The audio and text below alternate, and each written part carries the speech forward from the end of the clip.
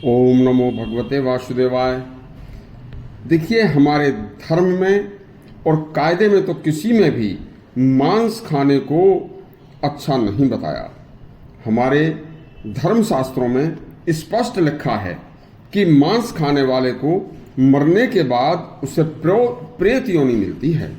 एक संत ने 100% सत्य बताया था। यह प्रसंग एक बार पूरा जरूर सुनिएगा। परम पूज्य महात्मा श्री संत दास बाबा जी ने बताया कि जो लोग मनुष्य की योनि में जन्म लेने के बाद किसी भी जीवधारी पशु या पक्षी का मांस खाते हैं, उन्हें मरने के बाद प्रेत योनि में जाना पड़ता है। इसके ऊपर उन्होंने एक सत्य घटना सुनाई थी। सुनिए। कई साल पहले की बात है कि कलकत्ता हाई कोर्ट के एक बड़े सुप्रसिद्ध न्यायाधीश की एक दिन अचानक मृत्यु हो गई।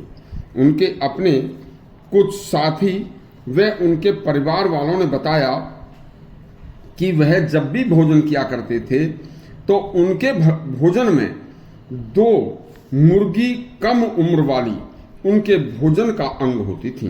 उनके भोजन में मुर्गी का मांस जरूर होता था। न्यायाधीश महोदय मरकर प्रेत योनि और असह्य नरक यातना भोगने लगे।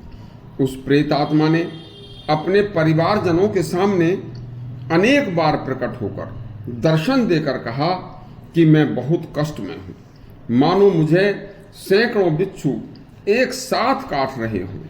मेरे प्राण हमेशा दारुण प्यास के कारण छटपटाते रहते हैं, लेकिन मुझे जल पीने को नहीं मिलता और मुझे उसके बदले खून पीने के लिए दिया जाता है। यदि कोई मेरे नाम पर गया जी में पिंड दान कर दे तो मेरा यह कष्ट या मेरी यातना मिट सकती है। उस प्रेत आत्मा के घर के लोग उसे देखकर डर जाते थे। तब एक दिन उस जज की प्रेत आत्मा ने एक सज्जन धर्मप्राण व्यक्ति से अपनी दुख भरी व्यथा सुनाई। तो उस सज्जन व्यक्ति ने स्वयं गया जी जाकर परलोक गए न्यायाधीश के नाम से गया जी में पिंडदान कराया और बस पिंडदान होते ही उस न्यायाधीश की प्रेत आत्मा को शांति मिल गई। फिर वह प्रेत आत्मा किसी को दिखाई नहीं दी। देखो, यदि कोई व्यक्ति यहाँ न्यायाधीश है या धर्मधीश है तो यहाँ का प्रतिष्ठित व्यक्ति होने के कारण मृत्यु के बाद परलोक में नरक या स्वर्ग से वो नहीं बच सकता।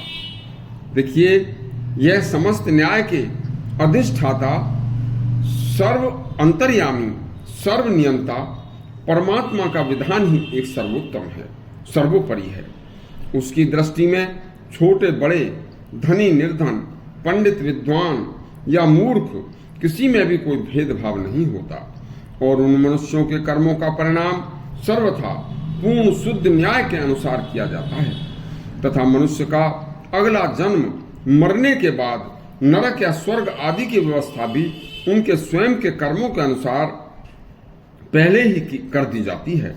इसलिए भगवान ने मांस खाने वाले जीवों के दाढ़ दांतों की संरचना अलग अलग की थी और घास आदि खाने वाले जीवों के दाढ़ दांतों की संरचना अलग अलग की है तथा केवल फल और अन्न खाने वाले जीवों जिनमें मनुष्य के दाढ़ दांतों की संरचना भी अलग की है। फिर पूर्ण रूपेण स्वस्थ दिमाग का स्वामी होते हुए भी मनुष्य उन बातों से अनसमझ बनकर यदि पशु पक्षी का मांस खाता है तो यह घोर प्रकृति के विरुद्ध अपराध है। ऐसा मनुष्य को स्वयं सोचना चाहिए कि इसका फल क्या मिलेगा। यदि आपको यह मांस भक्षण का प्रसंग अच्छा लगा हो तो हमारा चैनल सब्सक्राइब करें और घंटी दबाएं। धन्यवाद।